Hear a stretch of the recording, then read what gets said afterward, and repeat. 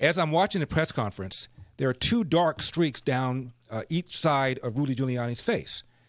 And at first I looked at it and I said, I thought he was wearing some sort of like a wire or something, a headpiece.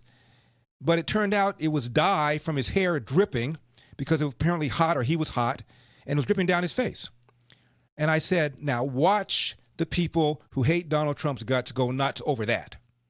They won't give a damn about what he's talking about substantively, but they'll make all sorts of comments about that. And it turns out that even as CNN was not carrying the press conference, as I mentioned, Jake Tapper was tweeting about Rudy Giuliani's hair dye running.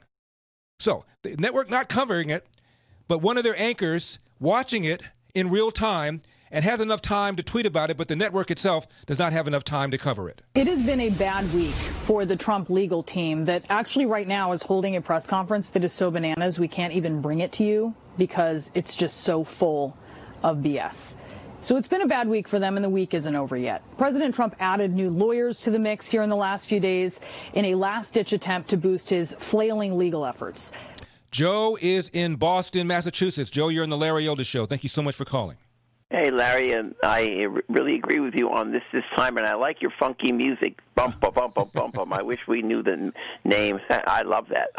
I love that kind of music. I used to play piano, but would you be so kind as to make a copy, like you did your audiobook, up on your website for us blind people? I'd like to download this whole press conference. It was horrible, the way they treated Rudy, that girl from CNN, and I heard most of it, but I missed some of it.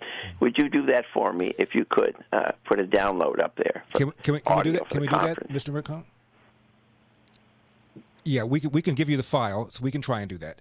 Joe, thank you very much for the call. Wow. I just want to fact check real quick to remind y'all that the companies themselves that are producing these vaccines were not involved in Operation Warp Speed and have said as much. So that's a lie. New York Times, the U.S. government provided $1 billion in support and design of testing of the Moderna vaccine.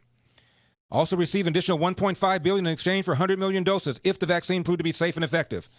And MSNBC says, Warp Speed had nothing to do with Moderna. Wow.